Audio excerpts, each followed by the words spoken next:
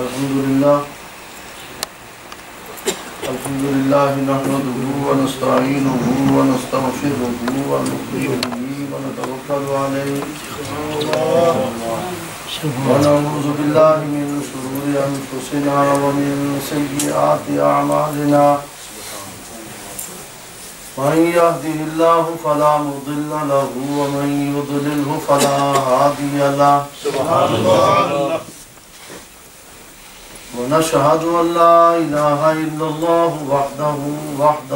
وحده لا شريك له سبحان الله ونشهد أن سيدنا وسندنا ومولانا وحبيبنا وشفيعنا ونورنا محمدا عبده ورسوله أما بعد فأعوذ بالله من الشيطان الرجيم بسم الله الرحمن الرحيم إنما يخشى الله من عباده العلماء صدق الله مولانا العظيم وبلغنا رسوله النبي الكريم الأمين قال الله تبارك وتعالى في شان حبيبه مخبرا وآمرا إن الله وملائكته يصلون على النبي يا أيها الذين آمنوا صلوا عليه وسلموا تسليما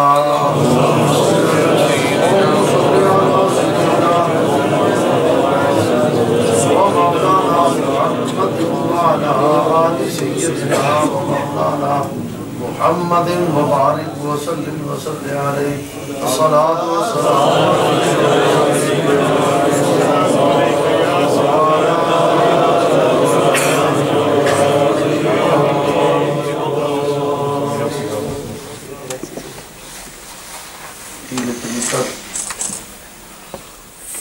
شمع محفل سبحان اللہ الحاج قبلہ صاحب زادہ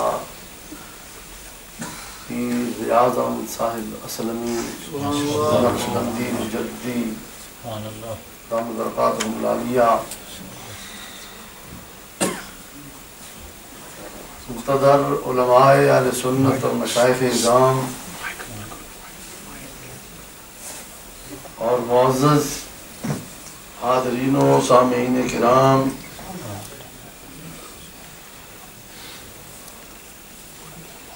آج کا یہ عظیم الشان پروگرام، عظیم الشان کانفرنس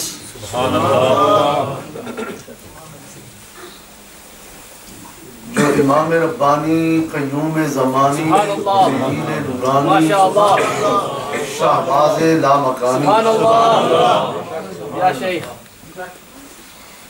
حضرت امام ربانی مجدد الف ثانی شیخ احمد فاروقی سراندی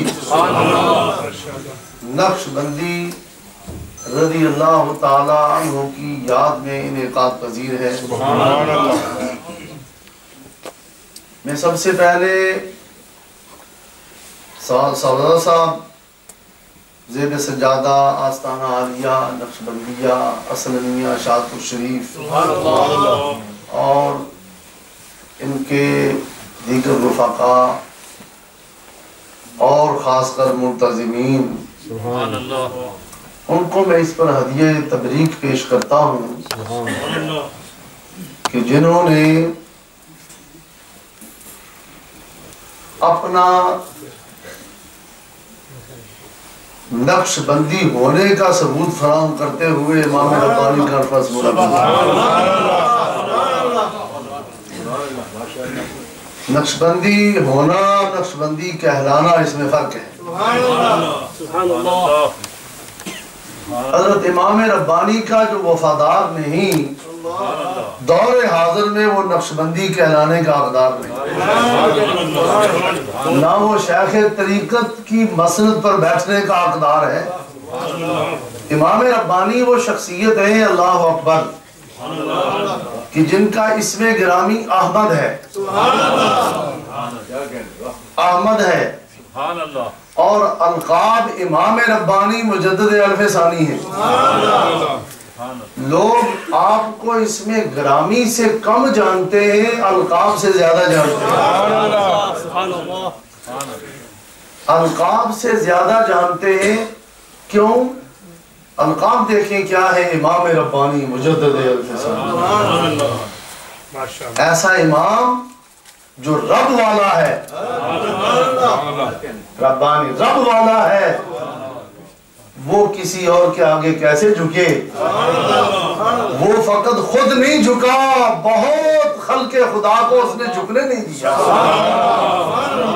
غیر کے آگے فقط یہ نہیں، خود نہیں جھکا، خلق خدا کو جھکنے نہیں دیا، اپنے عمل سے بتایا کہ یہ سر آج تک خالق کائنات کے سامنے جھکا ہے، اور جب تک یہ اس دنیا میں موجود ہے یہ سر فقط اسی معبود کے لیے جھک سکتا ہے۔ اس عمل سے امام ربانی نے اس دور کی خلق خدا کو بتایا کہ امام ربانی اگر نہیں جھکا تو اس نے سبق دیا ہے کہ تم نے بھی اگر سر جھکانا ہے تو فقط خالق کائنات جاتے ہیں۔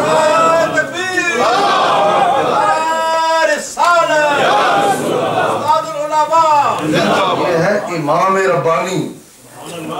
امام کا معنی ہے جسے فالو کیا جائے، اور غلط کام کرے اور پھر امام اور پھر ربانی۔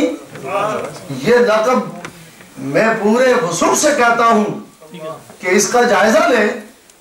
امام ربانی جب بولا جائے تو اس پوری دنیا کے اندر صرف شیخ احمد سرہندی کی طرف ذہن جاتا ہے کہ اگر امام ربانی کہا ہے تو اس دنیا میں اس وقت وہ جو مراد ہے وہ شیخ احمد فاروقی ہے۔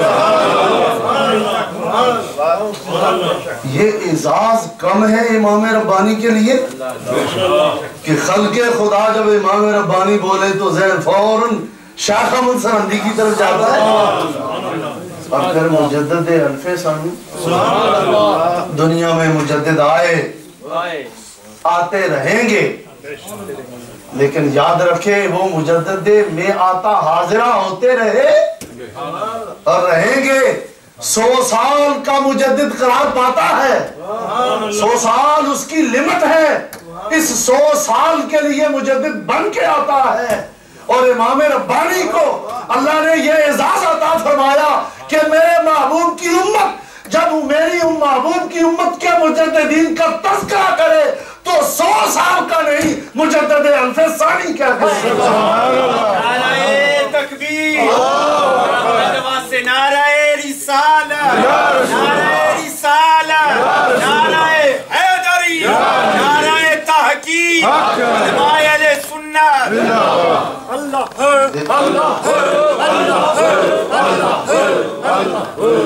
دیکھیں مجدد میعتہ حاضرہ، علماء سے پوچھ لینا، علماء تشریف فرما ہے، اس کا معنی یہ ہے 100 سال کے لیے یہ مجدد ہے، اس کے کارناموں کا اثر 100 سال تک یقیناً باقی رہے گا، اور اس کو 100 سال کا مجدد سمجھ کر اس کو یاد کیا جائے گا۔ مجدد الف ثانی کی بھی وہی ترکیب ہے جو مجدد میعتہ کی ترکیب ہے، ناوی لحاظ سے مجدد الف ثانی کی بھی وہی ترکیب ہے۔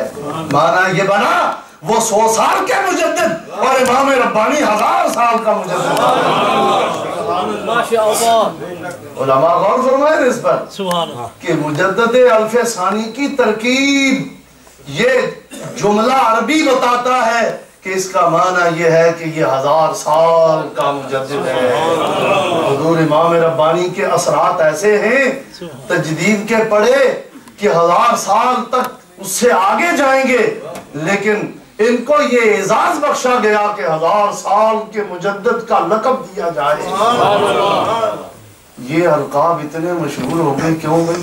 کوئی خاص تحریک تھی، کوئی پیمنٹ کی جاتی رہی، کوئی امام ربانی نے خلفاء سے یہ کہا کہ بھائی مجھے مجدد الف ثانی کہا کرو، جی شاگردوں اور تلامذہ سے کہا مجھے مجدد الف ثانی کہا کرو۔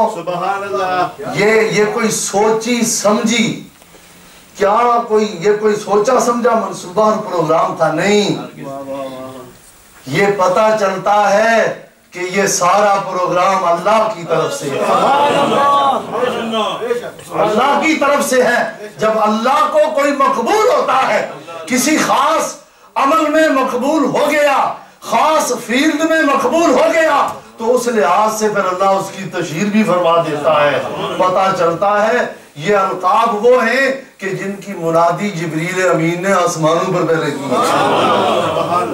رب نے فرمایا جبریل کو، حدیث بخاری شریف میں آتی ہے کہ اللہ تعالیٰ تشہیر کرواتا ہے، ایڈورٹائز اللہ خود کرواتا ہے، جو اس کے ہو جاتے ہیں پھر ان کی وہ جبریل سے ایڈورٹائز کرواتا ہے، ایڈورٹائز کرواتا ہے۔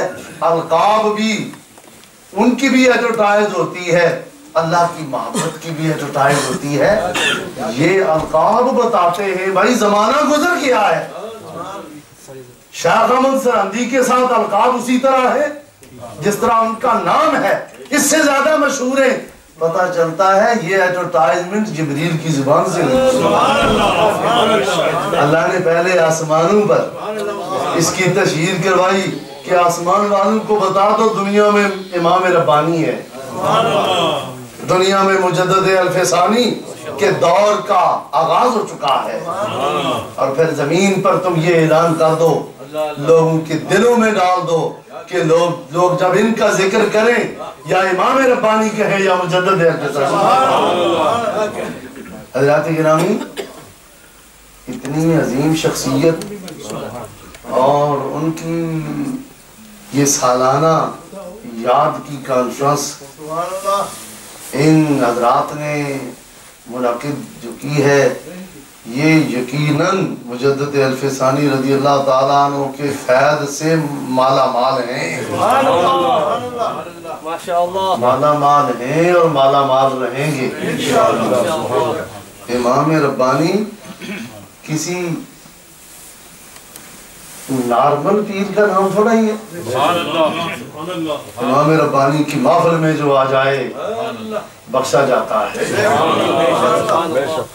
بخشا جاتا ہے۔ امام ربانی کی شخصیت وہ ہے کہ امام ربانی رضی اللہ تعالی عنہ کو آپ خاندانی لحاظ سے دیکھیں، سبحان اللہ، تو امام ربانی کا سلسلہ نسب 27 واسطوں کے ساتھ مراد مصطفیٰ امیر المومنین حضرت فاروق اعظم رضی اللہ تعالیٰ عنہ سے ملتا ہے۔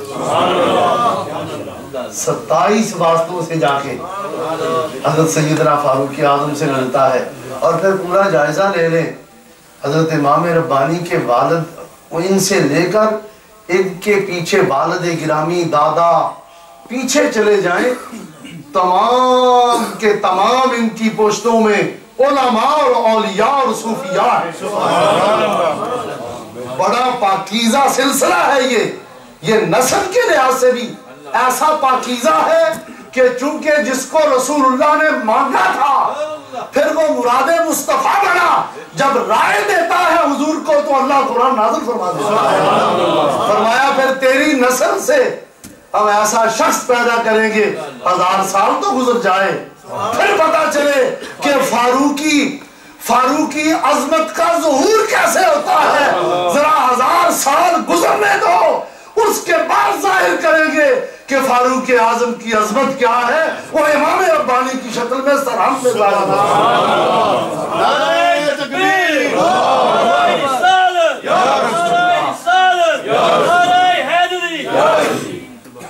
امام فاروق اعظم مراد مصطفیٰ ہیں، نبی کریم صلی اللہ علیہ وسلم پیر ہیں، سارے صحابہ مرید ہیں، اور نبی کریم صلی اللہ علیہ وسلم کے مریدوں میں سے حضرت فاروق اعظم وہ مرید ہیں کہ جو مراد کا درجہ بھی رہے، مرید بھی ہیں اور مراد بھی ہیں۔ حضور نے ان کو مانگ کے لیا اللہ تعالیٰ سے، اور مجدد الف ثانی کو دیکھیں، حضرت ویسے تو 4 سلسلوں کے پیشوا ہیں، حضرت چشتیوں کے بھی پیشوا ہیں، حضرت جو ہے وہ سوربردیوں کے بھی پیشوا ہیں، حضرت قادریوں کے بھی پیشوا ہیں، حضرت نقشبندیوں کے تو سبحان اللہ امام ہیں، امام۔ آپ باضابطہ طور پر جن کے مرید ہوئے وہ حضرت خواجہ باقی باللہ رحمۃ اللہ، لیکن حضرت خواجہ باقی باللہ سے پوچھو حضرت جی آپ نے بڑے بڑے مرید کیے، مجدد الفسانی کو کیسا پایا؟ حضرت باقی باللہ فرماتے ہیں مجھ سے پوچھو، پھر پوچھتے ہو تو امام مجدد الفسانی میرا وہ مرید ہے کہ جس کو مرید بنا کے میں نے اپنے آپ کو بلند قسمت سمجھا ہے کہ میری عظمت بلند ہو گئی ہے، امام ربانی میرا مرید ہے۔ اور فرمایا کہ میں نے یہ خواب میں دیکھا تھا، جب اپنے شہر سے چلنے لگا خواب میں دیکھا ایک سبز رنگ کا طوطا ہے اور اس کے منہ میں اپنا لعاب دہن ڈال رہا ہوں اور وہ میرے منہ میں شکر ڈال رہا ہوں۔ پیر صاحب نے فرمایا میرے بیٹے ایسے شخص کو تم مرید بناؤ گے جو تمہیں اس طرح فیض دے گا جس طرح پیر مرید کو دیتا ہے۔ مرید تم بناؤ گے لیکن فیض تم اس طرح پاؤ گے جس طرح پیر سے پاتے ہو، جس طرح پیر سے پاتے ہو۔ یہی وجہ ہے کہ حضرت خواجہ باقی باللہ رحمۃ اللہ علیہ مجدد الفسانی رضی اللہ عنہ کی بارگاہ میں ادب سے کھڑے ہو جاتے ہیں۔ جب حضرت خواجہ آج کے ملاؤں کو کیا پتا ہے امام ربانی کی عظمت، اور مجدد الفسانی کے پیر سے پوچھو امام ربانی تم کیا جانو امام ربانی کون ہے؟ چند ٹکوں پر امام اور خطیب بن کر امام ربانی کی عظمت پر ہاتھ ڈالتے ہو۔ امام ربانی کی عظمت پوچھنی ہے تو پھر غوث اعظم شیخ عبد القادر جیلانی بغدادی رضی اللہ تعالیٰ عنہ، حضور غوث پاک نے مراقبہ فرمایا اور مراقبہ فرما کے جب واپس آئے تو فرمایا میں نے ایک بہت نور عظیم دیکھا ہے، بڑا نور عظیم۔ فرمایا وہ میرے بعد 500 سال بعد ظاہر ہوگا۔ یہ حضور غوث پاک نے فرمایا اور اپنا جبہ عطا فرمایا، فرمایا یہ میرا جبہ ان کو دے دینا، یہ میری امانت ہے، پہنچا دینا۔ اور فرمایا وہ نور ایسا ہے جو پوری دنیا پر پھیل جائے گا۔ حضور غوث پاک نے یوں بشارت دی امام ربانی کے متعلق اور اس طرح کا اپنا جبہ عطا فرمایا۔ امام ربانی کی عظمت جو ہے وہ پھر حدیث کی روشنی میں دیکھیں، رسول اللہ صلی اللہ علیہ وسلم نے کیا فرمایا امام ربانی کے متعلق۔ یہ حدیث بڑی مشہور اور معروف حدیث ہے کہ نبی کریم صلی اللہ علیہ وسلم نے اپنی امت کو تسلی دیتے ہوئے یہ ارشاد فرمایا، پہلے نبی آتے تھے تبلیغ کرنے کے لیے اور ان انبیاء کرام میں مراتب کا فرق تھا، کوئی اولو العزم نبی ہے، صاحب کتاب نبی ہے، صاحب شریعت نبی ہے اور کچھ پہلو کو فالو کرنے والے نبی ہیں۔ یہ سلسلہ نبوت کا پہلے جاری رہا، نبی کریم صلی اللہ علیہ وسلم پر آ کے سلسلہ ختم ہو گیا۔ حضور کی عمر ٹوٹل 63 برس ہے اور تبلیغ کا جو زمانہ ہے وہ ٹوٹل 23 ایئرز ہے۔ جتنی دیر قرآن آتا رہا حضور کی تبلیغ جاری رہی، 23 ایئرز۔ حضور اتنی شارٹ لمٹ میں تشریف لائے لیکن دین صبح قیامت تک باقی رہنا ہے۔ دین صبح قیامت تک، بھئی پہلے جتنے نبی آئے لیمیٹڈ زمانہ ہے اور لیمیٹڈ علاقہ ہے، لیمیٹڈ لوگ ہیں، امتی ہیں۔ جب حضور تشریف لائے تو اللہ تعالیٰ نے فرمایا پیارے حبیب اب میں نے اپنا طریقہ بدل دیا ہے، میں چاہتا تو تمہیں بھی ایک لمٹ کے لیے نبی بنا دیتا، نہیں پیارے حبیب اب تو رحمت للعالمین بن کے جا رہا ہے تو یہ واضح کیا جا رہا ہے کہ میں رب العالمین ہوں، تو رحمت للعالمین ہے، جہاں تک میری ربوبیت ہے وہاں تک تیری مصطفیٰ۔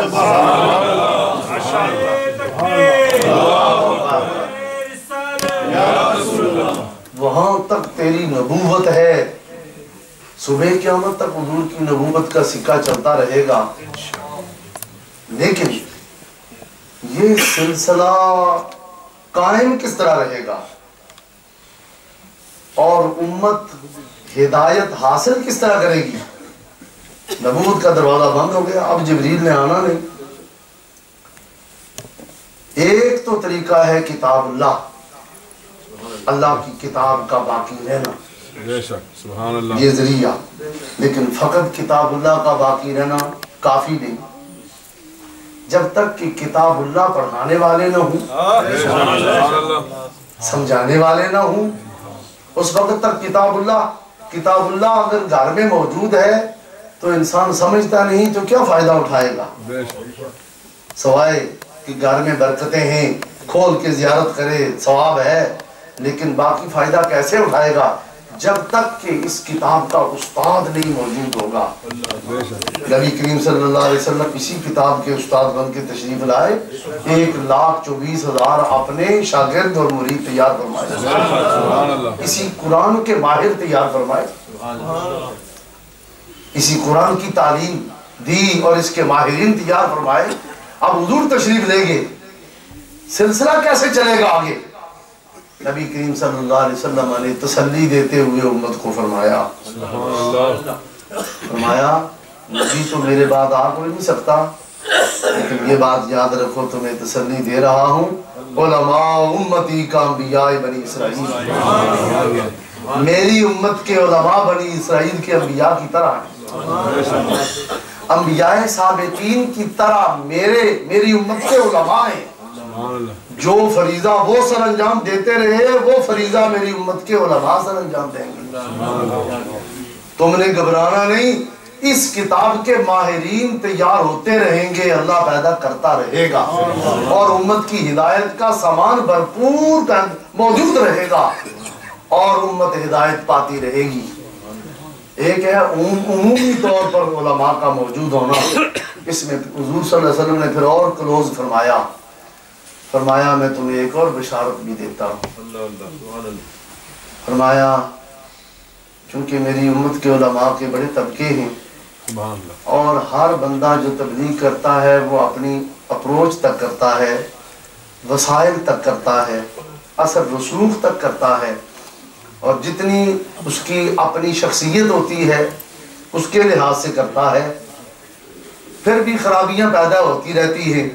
نبی کریم صلی اللہ علیہ وسلم نے فرمایا میری امت گھبراؤ مت، ان اللہ یبعث علی راس کل مئۃ سنہ من یجدد لہا دینہا، رواہ ابو داؤد۔ نبی کریم صلی اللہ علیہ وسلم نے فرمایا کہ میری امت کے لیے، فرمایا لہٰذہ الامہ، اس امت میری امت کے لیے اللہ ہر 100 سال کے سرے پر ایک بڑا عالم پیدا فرماتا رہے گا کہ 100 سال کے اندر جو خرابیاں پیدا ہو جائیں گی اور دین کا چہرہ غبار آلود ہو جائے گا تو باقی علماء دور نہ کر سکے، یہ ایک عالم میں اتنی پاور ہوگی کہ 100 سال کی خرابیوں کو یہ دور کر دے گا۔ سبحان اللہ۔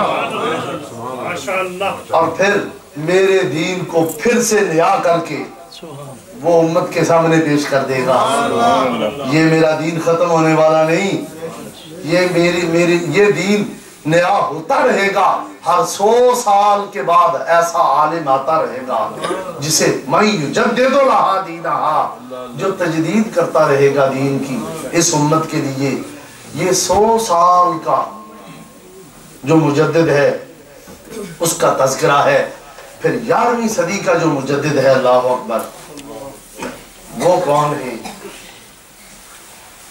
باقی مجددین کا تعین علماء فرماتے ہیں۔ سبحان اللہ۔ ہاں، علماء غور و فکر فرماتے ہیں، غور و فکر کے بعد کہتے ہیں غور کیا جائے اس صدی کا کون مجدد ہو سکتا ہے، کس نے وہ کارنامے سر انجام دیے، لہذا پھر وہ اپنی فکر سے اور اپنی اجماع سے کسی کے بارے میں فیصلہ کر دیتے ہیں کہ یہ مجدد ہے اس صدی کا۔ امام ربانی مجدد الف ثانی کی عظمت تو دیکھو کہ آپ کا مجدد ہونا یہ فقط زمانے کے علماء کی رائے نہیں، جامع الدرر میں یہ حدیث موجود ہے۔ نبی کریم صلی اللہ علیہ وسلم نے فرمایا ان اللہ یبعث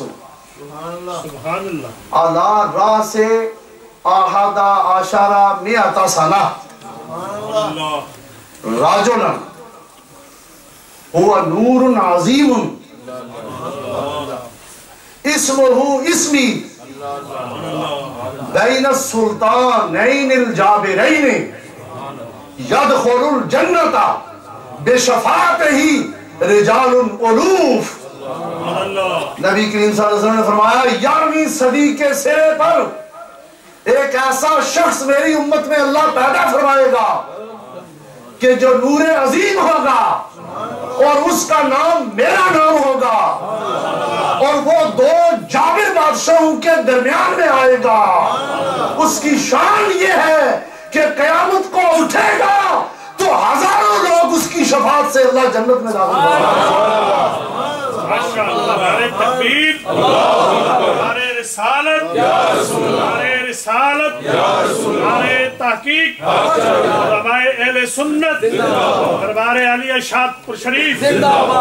نبی کریم صلی اللہ علیہ وسلم نے فرمایا 11ویں صدی کے سرے پر ایک ایسا شخص اللہ پیدا فرمائے گا جو نور عظیم ہوگا اور اس کا نام میرا نام ہوگا۔ آپ کا اسم گرامی احمد ہے۔ نبی کریم صلی اللہ علیہ وسلم نے فرمایا انا احمد فی السماء و محمد فی الارض۔ حضور نے فرمایا آسمانوں پر مجھے احمد کے نام سے یاد کیا جاتا ہے اور زمین پر مجھے محمد کے نام سے یاد کیا جاتا ہے۔ حضور نے فرمایا اس کا نام میرا نام ہوگا اور دو جابر بادشاہوں کے درمیان میں آئے گا۔ ابھی فاضل نوجوان نے جو خطاب کیا میں بہت خوش ہوا کہ یہ ہمارے نوجوان بچے اگر اس طرح کے تیار ہو جائیں تو پھر امام ربانی کی شان میں کوئی گستاخی کر سکتا ہے؟ انشاءاللہ نہیں کر سکے گا۔ بہت عمدہ خطاب فرمایا۔ حضرت امام ربانی مجدد الف ثانی شیخ احمد فاروقی سرہندی رضی اللہ تعالیٰ عنہ حدیث کی روح سے آپ دو جابر اور ظالم بادشاہوں کے درمیان میں آپ جلوہ افروز ہوں گے، حدیث کی روح سے ہے، اور آپ کو حدیث کے اندر ہی مجدد متعین کر دیا گیا۔ اور میں آپ کی نظر یہ بات کرنا چاہوں گا، یہ رسول اللہ کی زبان سے نکلا ہے، اسی لیے آپ کا نام مجدد الف ثانی پڑ گیا۔ آپ کی تجدید کا جو سلسلہ ہے، جو مسئلہ ہے، یہ فقط علماء کی زبان سے نہیں، یہ حضور کی زبان سے نکلا ہے، اس لیے آپ کے نام سے یہ زیادہ مشہور ہو گیا ہے مجدد الف ثانی۔ اللہ، اور دشمن بھی جب بات کرے گا تو کہے گا مجدد الف ثانی۔ اسے شرم آنی چاہیے، اسے شرم آنی چاہیے۔ ابو جہل نے میٹنگ کر کے کہا محمد بن عبداللہ کا نام ہم مزمم رکھتے ہیں۔ صدیق اکبر رضی اللہ تعالیٰ عنہ کو رنج ہوا، عرض کیا رسول اللہ انہوں نے میٹنگ کی ہے کہ ہم آپ کا نام مزمم، فرمایا مجھے میرے رب نے محمد بنایا ہے، ان کا مزمم کوئی اور ہوگا۔ دشمن بھی جب ذکر کرتا ہے حضور کا لفظ محمد سے کرتا ہے، اسے تسلیم کرنا پڑتا ہے، یہ وہ ذات ہے کہ جس کی تعریف کبھی ختم ہی نہیں ہو سکتی۔ اور دشمن، میں تمہیں کہتا ہوں، تم بھی جب دشمنی کرتا ہے تو مجدد الف ثانی کہتا ہے، اور جب مجدد الف ثانی مانا جائے تو پھر دشمنی کی جائے، پتہ چلتا ہے حضور کے دین کا غدار ہے، اور یہ پکا جہنمی ہے جو مجدد الف ثانی بھی مانتا ہے اور پھر دشمنی بھی کرتا ہے۔ نعرہ تکبیر، نعرہ رسالت، نعرہ تحقیق، نعرہ حیدری۔ حضرات یہ اعلان سماعت فرما لیں کہ ریڈ مائکرا کار ہے، اس نے ڈسیبل جگہ پہ گاڑی پارک کی ہے اور کسی صاحب نے جانا ہے کام پہ، گزارش ہے کہ جو ریڈ مائکرا کار ہے وہ وہاں سے ہٹائی جائے۔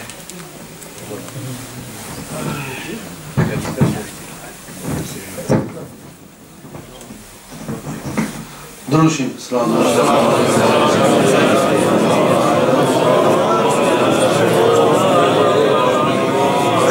حضرات گرامی، امام ربانی مجدد الف ثانی شیخ احمد فاروقی سرہندی رضی اللہ تعالی عنہ 1000 سال کے مجدد ہیں، اور 1000 سال کا مجدد جو ہے اس کا مقام اور 100 سال کے مجدد کا مقام یہ یوں سمجھو کہ جس طرح 100 سال اور 1000 سال میں فرق ہے، جس طرح 100 سال اور 1000 سال میں جو فرق ہے اسی طرح مرتبے میں فرق ہے 100 سال کے مجدد میں اور 1000 سال کے مجدد میں۔ ہاں ہم دیکھتے ہیں مجددین کی لسٹ اور فہرست کو، لیکن قربان جائیں ان کی عظمتوں پر، انہوں نے قلم اٹھایا، قلم اٹھا کے قلم سے لکھا، کسی پر فتویٰ لگنا تھا لگا دیا، کسی مسئلے کو واضح کرنا تھا کر دیا، کسی آیت کی تفسیر کرنی تھی کر دی، کسی حدیث کی شرح کرنی تھی کر دی، امت کا کوئی فقہی مسئلہ، فقہ کا مسئلہ ہے بیان فرما دیا۔ قلم اٹھاتا ہے اور لکھتا ہے، اور اس کے اندر بڑی طاقت ہے کہ وہ جدھر جدھر جاتا ہے لوگوں کے دلوں میں اترتا جاتا ہے۔ لیکن ذرا امام ربانی مجدد الف ثانی کی تجدید کا ملاحظہ تو کرو۔ امام ربانی فقط بند کمرے میں بیٹھ کے تجدید کرتے رہے؟ امام ربانی کی تجدید کا اندازہ تو کریں کہ ان کی تجدید میں پاور کتنی ہے، طاقت کتنی ہے، قوت کتنی ہے۔ آپ اپنے کمرے میں بیٹھ کے واقعی لکھتے بھی ہیں، لیکن وہ اس وقت لکھتے ہیں جب لکھنا بھی بہت مشکل تھا۔ یاد رکھیں یزید نے امام حسین کو ستا رکھا تھا، تو امام حسین میدان کربلا میں اپنی پونجی لا کے پہنچے تو قربان کر دیا سب کچھ، دین کا نام بلند کر دیا۔ اور مجدد الف ثانی یہ بھی سیرت امام حسینی کا مظہر ہے، سیرت امام حسینی کا مظہر ہے۔ آپ بند کمرے میں بیٹھ کے اگر مکتوب لکھتے ہیں، لیکن مکتوب جاتا کہاں ہے؟ وہ دور کے کسی منسٹر کے نام جاتا ہے، وہ اکبر بادشاہ اس کی گورنمنٹ کے کسی مشیر کے نام جاتا ہے، وہ اس کے پرائم منسٹر کے نام جاتا ہے، گورنمنٹ کے کسی اعلیٰ افسر کے نام جاتا ہے۔ بند کمرے میں ہے، مکتوب گورنمنٹ کے بڑے بڑے افسروں کے پاس جاتا ہے، لیکن یہ خط پہنچانا بھی بڑا دشوار و مشکل تھا کہ اکبر اتنا ظالم و جابر بادشاہ تھا، جہاں جب مجدد الف ثانی نے آنکھ کھولی تو اکبر بادشاہ اس کی بے دینی لادینیت عروج پر تھی اور کلمہ بدل دیا تھا، لا الہ الا اللہ، اکبر خلیفۃ اللہ کلمہ چلایا، کلمہ بدل دیا، اپنے آپ کو سجدہ کروانے لگا اور سن ہجری تبدیل کر دی اور کہا کہ وہ پہلا سن ہجری 1000 سال پر ختم ہو گیا، وہ پہلا 1000 سال محمدی تھا، اب 1000 سال اکبری شروع ہوتا ہے دوسرا۔ یہ بڑا ظالم و جابر مسجدیں گرا دی گئی، پورے ہندوستان میں مسجدیں گرا دی گئی، اور اذان کی جگہ ناقوس بجنے لگے اور بدکاری کو جائز قرار دے دیا گیا، اور ہر برائی کھلے عام ہونے لگی، اور دین کا نام بدل دیا اور اپنا دین الہی نیا دین نکالا۔ اور جو علماء سو تھے یہ اس زنجیر کی کڑیاں ہیں جو آج مجدد الف ثانی، جن کے پیٹ میں مجدد الف ثانی کے نام سے مروڑ پڑتا ہے، یہ وہ علماء سو ہیں۔ امام ربانی کے دور میں تھے، اکبر بادشاہ کے ارد گرد گھومتے تھے، اس میں فیضی بھی ہے، اس میں ابو الفضل بھی ہے، اس میں ملا مبارک بھی ہے، اس میں بڑے بڑے رافضی ملا موجود ہیں، اور بڑے یہ فیضی اور ابو الفضل اپنے آپ کو مفسر قرآن کہتے ہیں، یہ اکبر کو سجدہ کرتے ہیں، اکبر کو سجدہ کرتے ہیں، اس کے دربار کے یہ درباری ملا ہیں، امام ربانی مجدد الف ثانی کے، ان کے ساتھ بھی مناظرے ہوئے، وہ بھی ایک الگ جو ہے ایک مسئلہ ہے کہ امام ربانی نے ان کے ساتھ مناظرے بھی فرمائے، اور امام ربانی نے جو مکتوب لکھے، اللہ اکبر، مکتوب بڑوں بڑوں کے نام جا رہے ہیں، اور اکبر اتنا ظالم ہے، جو اس کا دشمن ہوتا ہے اس کو اپنی کچہری میں بلاتا ہے، اپنے دربار میں، اور بلا کے خود زہر پلاتا ہے، زہر پلاتا ہے، اور وہ تڑپتا تڑپتا مرتا ہے اس کے سامنے، اور وہ دیکھتا ہے۔ آپ نے ملاحظہ فرمایا اس دور میں امام ربانی کا ارکان مملکت کو خطوط لکھنا کیا یہ موت کو دعوت دینے سے کم ہے؟ امام ربانی نے موت کے منہ میں اپنا قدم رکھا تھا، اکبری دور میں تبلیغ دین کا آغاز فرمایا۔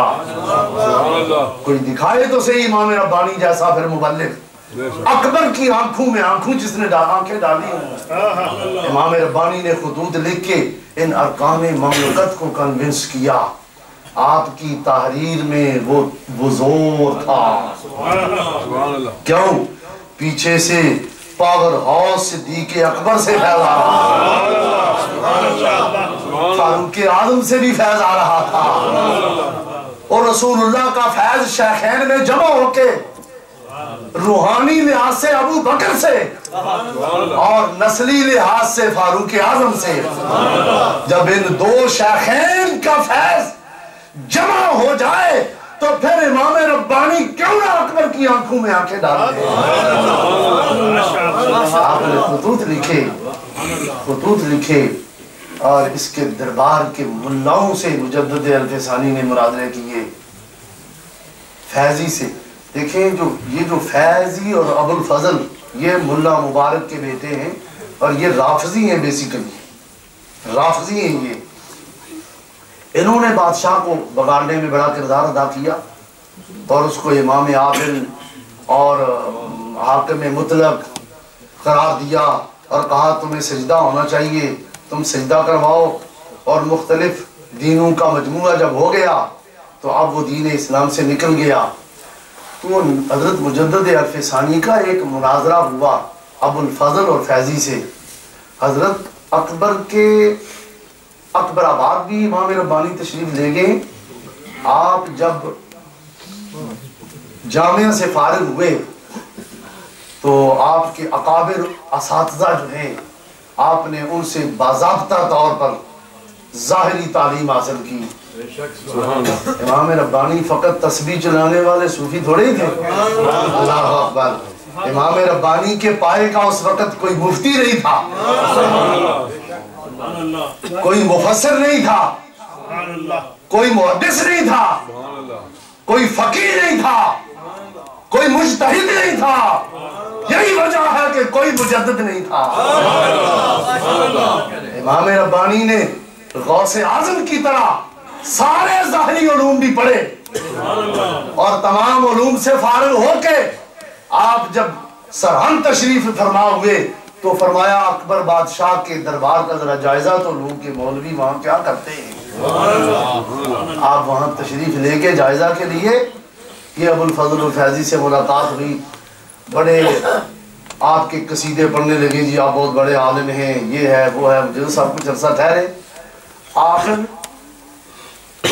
ابو الفضل اور فیضی نے فلسفہ کے متعلق، فلسفیوں کے متعلق یہ بات کہی کہ دیکھو جی کہ فلسفیوں کا قانون اور قاعدہ ہے کہ آسمان پھٹ نہیں سکتا، فلسفیوں کے قانون کے مطابق آسمان شیشے کی طرح ہے، اگر یہ شیشہ پھٹ جائے تو جڑ نہیں سکتا، تو فلسفی کہتا ہے آسمان پھٹ اور جڑ نہیں سکتا، خلق و التیام اس میں ممتنع ہے، لہذا اس بنا پر کوئی نیچے سے اوپر نہیں جا سکتا، کوئی اوپر سے نیچے نہیں جا سکتا۔ ابو الفضل اور فیضی بڑے مفسر قرآن، اس نے تفسیر لکھی ہے جی اکبر بادشاہ کا درباری اور سجدہ کرنے والا، دین تباہ کر چکا تھا. اس نے ایک اعتراض قائم کیا جل صاحب کی موجودگی میں. اس نے کہا جی کہ آپ کہتے ہیں کہ ایک فرشتہ آسمانوں سے نیچے آتا ہے، آسمان میں خلق و التیام تو ممتنع ہے، پھٹنا جڑنا امپاسیبل ہے، تو یہ فرشتہ کیسے نیچے آ سکتا ہے؟ حضرت امام ربانی نے فرمایا، فیضی اور ابو الفضل یہ دونوں بھائی ہیں، فرمایا سنو، تم نے سمجھا ہوگا کہ میں خالی تسبیح چلانے والا صوفی ہوں، میں تم جیسوں کو پڑھاتا ہوں، اور یہ تمہارا سارا فلسفہ میں اس کو جانتا ہوں. فرمایا سن پھر فلسفی فرشتے کو کیا کہتا ہے؟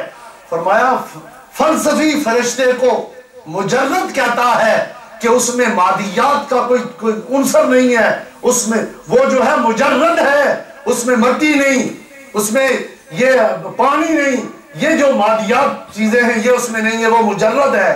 اور مجرد چیز اس کے اندر لطافت ہوتی ہے. اور فرمایا جو علماء متکلمین ہیں ہمارے اسلامی علماء، وہ فرماتے ہیں فرشتہ نور ہے. فرمایا دونوں کی باتوں کو ملا لو تو فرمایا نور جو ہے اس کے لیے آسمان سے آنا جانا اور مجرد کے لیے کوئی مشکل نہیں. جس طرح آنکھ کے آگے اینک رکھی جائے تو نظر اس اینک سے پار ہو جاتی ہے. سبحان اللہ. نہیں حضور تشریف لیں پلیز پلیز، بڑی مہربانی. ماشاءاللہ. نعرہ تکبیر، نعرہ رسالت، نعرہ تحقیق، نعرہ حیدری، مفتی اہل سنت حضرت علامہ قبلہ استاد العلماء مفتی گلرحمان صاحب قادری ماشاءاللہ حضرت جلوہ افروز ہوئے ہیں. اور یہ امام ربانی کی کانفرنس کی شان یہی ہے کہ علماء سے مزین ہو. سبحان اللہ. صوفیاء بھی اپنا نقشہ دکھائیں، علماء بھی اپنا جلوہ دکھائیں. امام ربانی فقط کوئی یک جہت کا صوفی نہیں ہے. امام ربانی وہ جامع شریعت و طریقت ہے جو شریعت میں بھی امام ہے، طریقت میں بھی امام ہے. امام ربانی وہ ہے جو شریعت میں بھی امام ہے، طریقت میں بھی امام ہے. امام ربانی نے فرمایا اب سن کہ فرشتے کا آسمان سے آنا جانا میں بتاؤں کیسے ہے. یہ کوئی رکاوٹ نہیں، جس طرح اینک سے نظر پار ہو جاتی ہے اور جس طرح روشنی شیشے سے پار ہو جاتی ہے، وہ رکاوٹ نہیں بنتا. تم شیشہ کہتے رہو آسمان کو، فرشتہ آ بھی جاتا ہے اور چلا بھی جاتا ہے، آ بھی سکتا ہے اور جا بھی سکتا ہے. لہذا جبریل آتا رہا اور واپس جاتا رہا، میرے آقا کی بارگاہ میں وہی نہیں لاتا رہا. ابو الفضل اور فیضی دونوں نے ایک اور اعتراض کیا. انہوں نے کہا آپ یہ بتائیں، چلو فرشتہ تو آتا ہے، یہ آنا اس کا ثابت ہو گیا، یہ بتائیں یہ کیسے ثابت ہے کہ ایک ہی شخص پر مقررہ ذات پر صلی اللہ علیہ وسلم، حضور کی ذات کی طرف اشارہ کر رہا ہے، ایک مقررہ ذات پر ہی آتا رہا؟ اس پر کیا دلیل ہے؟ حضرت امام ربانی نے فرمایا تو یہ مجھے بتا، ابو نصر فارابی کو حکیم کہتا ہے، مانتا ہے؟ بالکل مانتا ہوں، وہ حکیم ہے، فلسفی ہے. فرمایا ابن سینا کو حکیم مانتا ہے، فلسفے کا امام؟ بالکل مانتا ہوں. فرمایا تیرے پاس کیا دلیل ہے؟ کیا دلیل ہے کہ وہ فلسفی، وہ حکیم تھا، وہ فلسفے کا موجد ہے، امام ہے؟ کیا دلیل ہے تمہارے پاس؟ اس نے کہا ہمارے پاس ان کی کتابیں ہیں اور ان کے علوم ہیں. فرمایا عقل کے اندھے پھر سن، ہمارے پاس بھی کتاب اللہ ہے اور سنت رسول اللہ ہے. ہمارے پاس کتاب اللہ ہے اور سنت رسول اللہ ہے. یہ دلائل ہیں جو ثابت کرتے ہیں کہ جبریل آتا رہا اور فقط بارگاہ مصطفیٰ میں وحی لاتا رہا، حضور پر وحی لاتا رہا. ہمارے پاس دلائل نہیں ہے. تو وہ لاجواب ہو گیا۔ حضرت امام ربانی اکبری بادشاہ کے ملاؤں کا یہ حال دیکھ کے وہاں سے بیزار ہو کے امام ربانی وہاں سے واپس تشریف لاتے ہیں سرہند، اور امام ربانی نے سرہند میں آ کے آپ نے پھر مکتوبات کے ذریعہ سے جو تبلیغ شروع فرمائی، تو آپ نے ارکان مملکت کو خطوط لکھے۔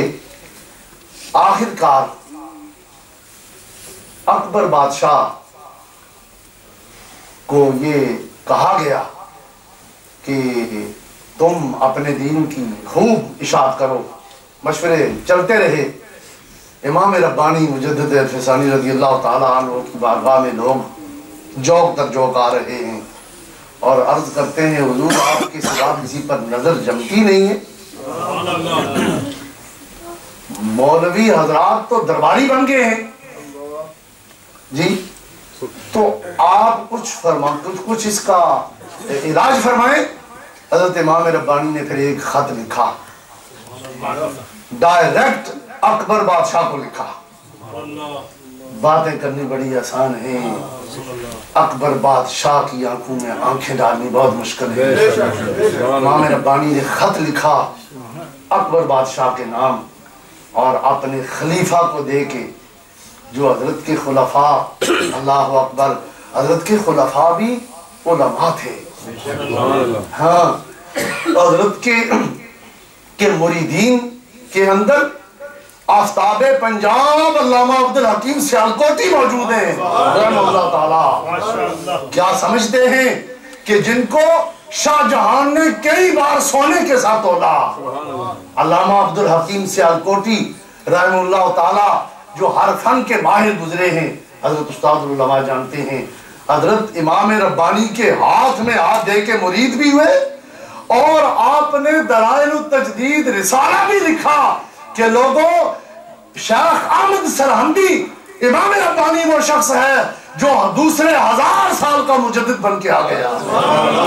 دلائل التجدید رسالہ لکھا، علامہ سیالکوٹی نے لکھا رسالہ دلائل التجدید، دیگر وقت کے اکابرین اولیاء اور علماء نے رسائل لکھے، اور امام ربانی نے جو جامعہ قائم فرمایا تھا سرہند شریف میں، علماء جانتے ہیں ماوراء النہر حنفیوں کا مرکز، وہاں کے علماء نے جب امام ربانی کی علمی شہرت سنی اور روحانی عظمت کا چرچا سنا، تو شیخ الحدیث، شیخ التفسیر اور صدر المدرسین یہ لوگ اپنی تدریسیں چھوڑ کے امام ربانی کی بارگاہ میں پہنچے اور آ کے شرف تلمذ کیا، زانو تلمذ طے کیے اور حضرت سے اکتساب فیض کیا اور حدیث کی سندیں حاصل کی امام ربانی کی بارگاہ سے۔ آپ کے خلفاء جید علماء وقت کے، آپ نے وہ دور دراز بھی بھیجے، پورا ترک دیکھیں بھرا ہوا ہے امام ربانی کے فیض سے۔ یمن و شام دیکھو امام ربانی پہچانے جاتے ہیں کہ نہیں؟ علامہ سید محمود آلوسی بغدادی بہت عظیم مفسر جنہیں علماء نے خاتم المفسرین کا لقب دیا، وہ امام ربانی کے زنجیر سے باندھا ہوا ہے۔ امام ربانی کے زنجیر سے باندھا ہوا اپنے آپ کو نقش بندی مجددی لکھتا ہے، اور آپ کا فیض دور دراز تک پہنچا۔ آپ کے خلفاء لشکر میں موجود تھے، آپ نے ایک خلیفہ کے ہاتھ خط بھیجا اکبر بادشاہ کو، فرمایا اکبر بادشاہ سن، جو حرکتیں تو نے شروع کر رکھی ہیں ان سے باز آ جا، اور یہ ساری حرکتیں ختم کر۔ اور میں ایک اور بات بھی یہ عرض کروں، دیکھو اعتراض کرنے والے کہتے ہیں جی امام ربانی نے بڑی دیر کے کچھ ٹائم کے بعد اکبر کو یہ وارننگ دی اور پکڑا۔ ہم کہتے ہیں امام ربانی، یاد رکھیں امام ربانی وہ شخصیت ہے کہ تصوف کے اندر امام ہے، کشف و کرامات و علامات کا بادشاہ ہے، اور امام ربانی فقط علماء ظاہر میں سے تھوڑا ہی ہے، امام ربانی روحانیت کے فیلڈ کا جو ہے وہ بادشاہ ہے اور اس کا امام ہے۔ وحدت الوجود کا تصور اولیاء کی جماعت نے قائم کیا، اور پھر وحدت الشہود کا تصور اور یہ نظریہ امام ربانی نے قائم فرمایا، وحدت الشہود کا، اور یہ صوفیاء کے مقامات ہیں۔ ہر بندہ نہ وحدت الوجود کو سمجھ سکتا ہے اور نہ اس پر بات کر سکتا ہے، اور نہ وحدت الشہود کو سمجھ سکتا ہے نہ بات کر سکتا ہے۔ یہ صوفیاء جب روحانی منزلیں طے کر کے وہ کسی مقام پر پہنچتے ہیں تو پھر جا کے ان کی زبان سے الحق نکل جاتا ہے، سبحانی معاذ مشانی نکل جاتا ہے۔ لیکن یہ ان کی اپنی ایک منزلیں ہیں، وہاں جا کے وحدت الوجود صوفی اس کا اعلان کرتا ہے، لیکن امام ربانی وحدت الوجود کو بیان کرتے ہیں۔ کوئی وحدت الوجودی امام ربانی کی تشریح کو غلط نہیں کہہ سکتا۔ وحدت الوجود کی تشریح محی الدین ابن عربی رحمہ اللہ نے جو کی ہے، باقی صوفیاء نے کی ہے، امام ربانی نے وہی کرتے ہوئے فرمایا اس منظر پر میں پہنچ چکا تھا۔ فرمایا پھر سنو کہ پھر وحدت الشہود کی منزل مجھے اللہ نے منزل عطا فرمائی ہے۔ اور یاد رکھیں، تصوف کی حقانیت کو پرکھنا ہو تو اس کے پرکھنے کی کسوٹی شریعت اسلامیہ ہے، شریعت اسلامیہ ہے۔ کسی کا کشف اور کسی کی کرامت، وہ کسی کا الہام حجت نہیں بن سکتا جب تک شریعت اس کی تائید نہ کرے، شریعت اس کی توثیق نہ فرمائے۔ امام ربانی وہ حضور کی امت کا ایسا عالم ربانی ہے، شریعت و طریقت کا بادشاہ ہے کہ جو طریقت کے میدان میں بھی بات کرتا ہے تو شریعت کی کسوٹی پر پوری اترتی ہے۔ بات تو یہ ہے کہ طریقت کی جب بات کرتا ہے امام ربانی، اپنا کشف بیان فرماتے ہیں امام ربانی، تو وہ شریعت کی کسوٹی پر پورا اترتا ہے۔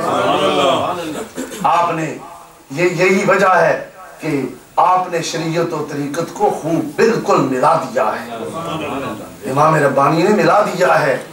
آج جن کے پیٹ میں مروڑ پڑتا ہے نا، وہ وجہ یہی ہے۔ ہاں، میں ابھی اس طرف آنے والا ہوں، وجہ یہی ہے، امام ربانی نے ملا دیا۔ اور یہ امام ربانی نے شریعت و طریقت کو ملانے کا جو کردار ادا فرمایا، اصل میں امام ربانی کا یہ بھی تجدیدی کارنامہ ہے، یہ بھی تجدیدی کارنامہ ہے کہ اس دور کے صوفیاء کے اندر بھی خرابی آ گئی تھی۔ وحدت الوجود کا جو نظریہ ہے، اس کو ہندو کے نظریہ کے ساتھ جو حلول والا نظریہ ہے ملا دیا گیا تھا، اور یہ خلط ملط کر کے صوفیاء کی طرف پھر منسوب کیا جا رہا تھا۔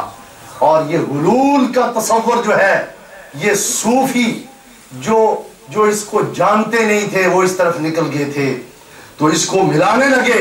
پھر امام ربانی نے اپنا تجدیدی کارنامہ سر انجام دیا، اور آپ نے وحدت الوجود کو علیحدہ کیا اور حلول کو علیحدہ کیا، اور پھر وحدت الشہود کا نظریہ قائم فرما کے بتایا کہ صوفیاء کا اصل نظریہ یہ ہے۔ امام ربانی نے اس میں کردار ادا فرمایا کہ شریعت ہمارے لیے کسوٹی ہے، ہم اس پر دیکھیں گے، جو اس پر پورا اترے گی اسے ہم تسلیم کریں گے، اور جو اس کے خلاف ہوگی اسے مسترد کر دیا جائے گا۔ نبی کریم صلی اللہ علیہ وسلم نے ایک مقام موقع پر ارشاد فرمایا، توجہ فرمائیں، اس حدیث کو امام جلال الدین سیوطی رحمہ اللہ تعالیٰ نے جمع الجوامع میں آپ نے نقل فرمایا، اور اس حدیث کو آپ غور کریں اور پھر آپ خود ہی فیصلہ کر لیں گے کہ امام ربانی کی عظمت اس حدیث میں بیان ہوئی ہے، اور یہ بھی اہل سنت کو اعزاز ہے۔ اور ایسا امام جو قادریوں، چشتیوں، سورگردیوں سب کا پیشوا اور نقش بندیوں کا امام ہے، یہ اعزاز حاصل ہے اہل سنت والجماعت کو کہ امام ربانی کی عظمت زبان مصطفیٰ سے یوں بھی بیان ہوئی۔ حضور صلی اللہ علیہ وسلم نے فرمایا، یکون فی امتی رجل یقال لہ صلۃ یدخل الجنۃ بشفاعتہ الوف، او کما قال علیہ الصلوۃ والسلام۔ حضور نے فرمایا میری امت میں اللہ ایک ایسا شخص پیدا فرمائے جس کو صلہ کہا جائے گا. صلہ کا معنی ہے ملانے والا، مصدر مبنی للفاعل. صلہ بمعنی واصل، ملانے والا، ملانے والا ہوگا، اور اس کی شفاعت سے ہزاروں لوگ جنت میں چلے جائیں گے.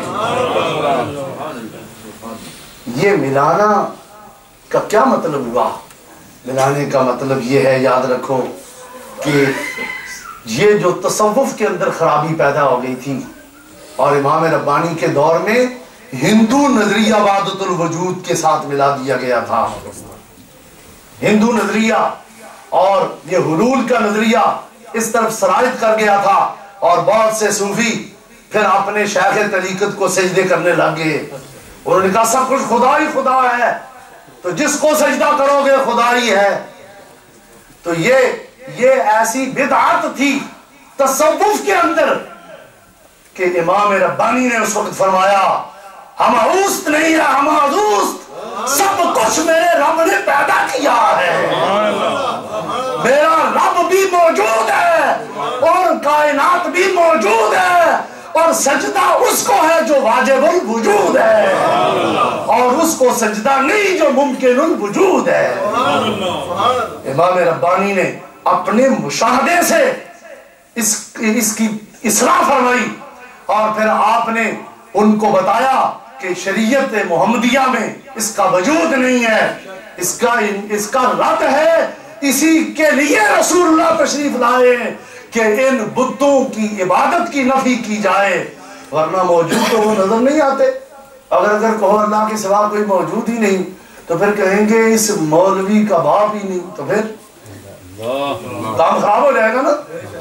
اللہ تعالیٰ کے سوا موجود ہے، لیکن موجود حقیقی اللہ ہے، اس کو کسی نے موجود نہیں کیا. باقی ساری کائنات میں اس نے اپنے کن سے موجود کیا، باقیوں کو وجود اس نے عطا فرمایا ہے. امام ربانی نے شریعت اور تصوف کو پھر ملایا، اور آپ نے فرمایا یوں دیکھو پھر کہ تصوف بھی شریعت محمدیہ کرتی ہے، وہی تصوف اسلام میں مانا جاتا ہے. اس لیے امام ربانی نے شریعت و طریقت کو اپنے دور میں ملایا. ملا کہتا ہے جی کہ یہ تو پہلے سے ملا ہوا تھا. پہلے سے بیوقوف اکبر بادشاہ نے دین علیحدہ بنا لیا، دین محمدی کو علیحدہ کر دیا، سجدہ کروانے لگا، انا ربکم الاعلی کا دعویٰ کرنے لگا، اور مساجد کو مسمار کرا دیا، اور کیا کیا خرافات پیدا کر دی. تو امام ربانی نے اپنی روحانی قوت اور شریعت کی قوت سے اور علمی طاقت سے اکبر بادشاہ کے کانوں کو کھینچا اور فرمایا سیدھا ہو جا اکبر بادشاہ، درست ہو جا، یہ چیزیں چھوڑ دے، ختم کر ان خرافات کو، راہ راست پر آ جا، اس دین پر آ جا جس پر پہلے تھا. جب یہ لیٹر پہنچا اکبر بادشاہ گھبرایا.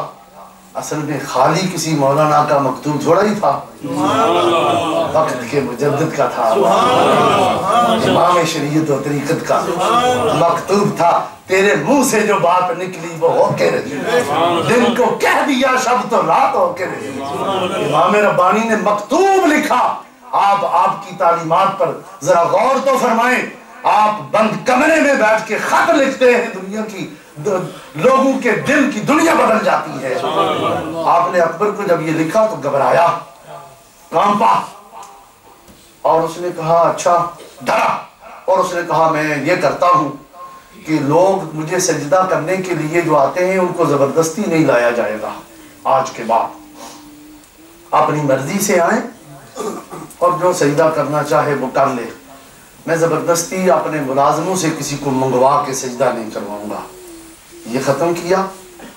اتنا فرق پڑا. پھر اس کے ساتھ اس نے ایسا کیا کہ اس نے 2 دربار لگوائے، ایک اپنا دربار اکبری اور دوسرا دربار محمدی نام رکھا. دربار محمدی کی عمارت بوسیدہ، کچی، گرنے والی، اور اس میں کھانے بڑے معمولی سے کھانے اس میں لگائے گئے. اور اپنا دربار اپنے محل میں سجایا، خود چبارے پر بیٹھا اور طرح طرح کے قسم قسم کے کھانوں سے محل کو سجایا گیا اور اس کو خوب سجایا گیا، اور پھر اس نے کہا اعلان عام کر دو، جس کا جی چاہتا ہے دربار محمدی میں آ جائے، جس کا جی چاہتا ہے دربار اکبری میں آ جائے۔ امام ربانی کو یہ بات پہنچی، امام ربانی اپنے مریدین کے ہمراہ آپ دربار محمدی میں جلوہ افروز فرمایا اکبر بادشاہ تو نے اس کو دربار محمدی کا نام دیا ہے، مجدد الفسانی شیخ احمد اسی میں آ کے ٹھہرتا ہے، ٹھہرے، اور آپ نے اپنے اس دربار محمدی کے ارد گرد اپنی سوٹی مبارک سے لکیر لگائی۔ بادشاہ کو درست کرنا بھئی کرامت کے بغیر بھی بڑا مسئلہ ہے۔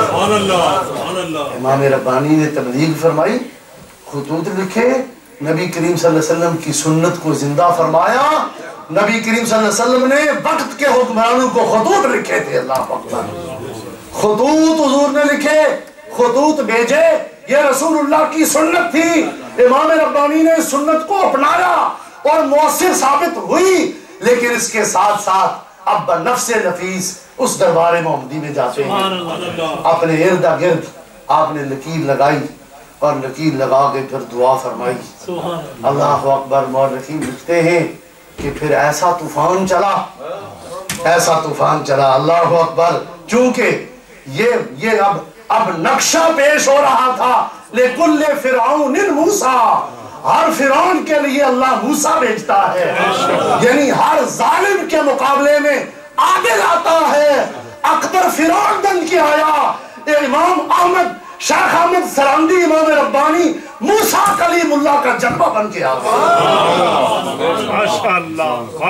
آپ نے موسیٰ کلیم اللہ کا جلوہ دکھایا وہاں، آپ نے پھر دعا فرمائی، جب دعا فرمائی طوفان چلا، ادھر یہ فرعون سمندر میں غرق ہوا، اور وہ فرعون اکبر فرعون جب طوفان آیا تو طوفان نے اس کا وہ سارا ساز و سامان نیست و نابود کر دیا، تہ و بالا کیا، اور وہ چوبارے سے گرا، اور اس کے جو وہاں شرکا تھے وہ بھی اس کے اندر کہیں مارے گئے، اور مورخین لکھتے ہیں کہ چند مہینوں کے بعد اکبر بمائے اپنے دین کے دفن ہو گیا۔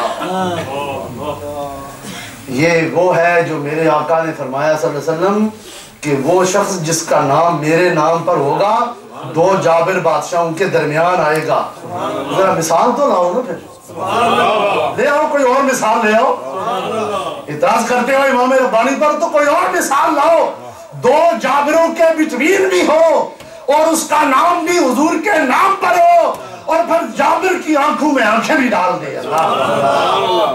اس طرح دفن ہوا، اب جہانگیر تخت نشین ہوا، اس کا بیٹا۔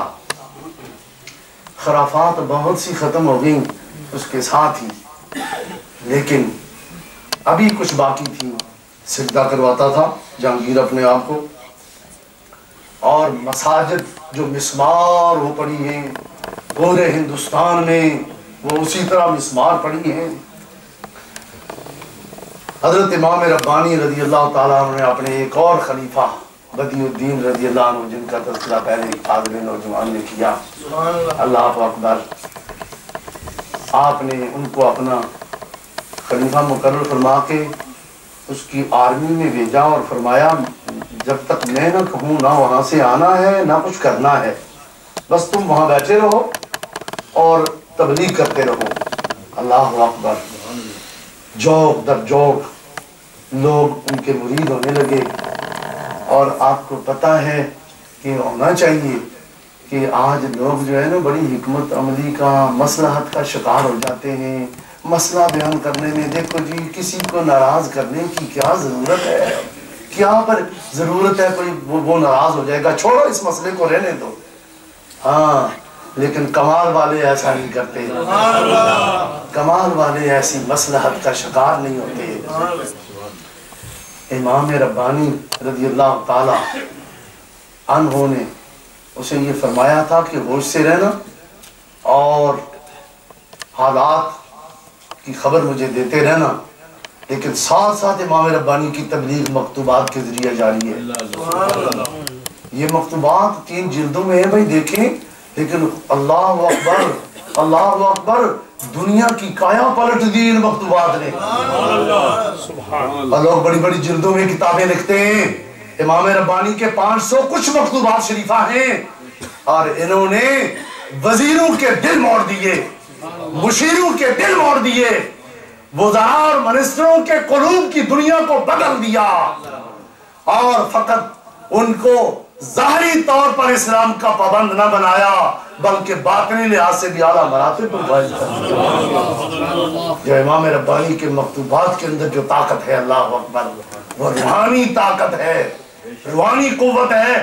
امام ربانی سلسلہ نقشبندیہ کے امام ہیں, اور سلسلہ نقشبندیہ روحانی لحاظ سے آپ ویسے اگرچہ سب سلسلوں میں خلافت اور پیشوائی کرتے ہیں, بیعت اور مرید فرماتے ہیں, لیکن سلسلہ نقشبندیہ کو آپ نے منتخب کیا اور حضرت باقی باللہ کے وہ جانشین بڑھے کہ جب خلافت عطا کر کے سرحد میں بھیجا تو جو کوئی حضرت باقی باللہ کے پاس آتا فرمایا میں نے لکھ دیا ہے آج کے بعد میرے پاس کوئی نہ آئے, میرے پیارے امام ربانی کے پاس چلا جائے.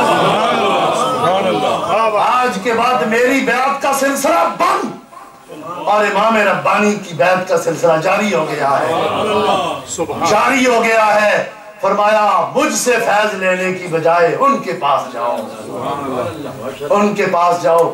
آپ نے سلسلہ نقشبندیہ کو منتخب کیا, اور سلسلہ نقشبندیہ وہ سلسلہ ہے جو حضرت صدیق اکبر سے ملتا ہے رضی اللہ عنہ, حضرت صدیق اکبر سے ملتا ہے رضی اللہ تعالیٰ عنہ. کیا کمال ہے کہ صدیق اکبر کی جرأت و بہادری.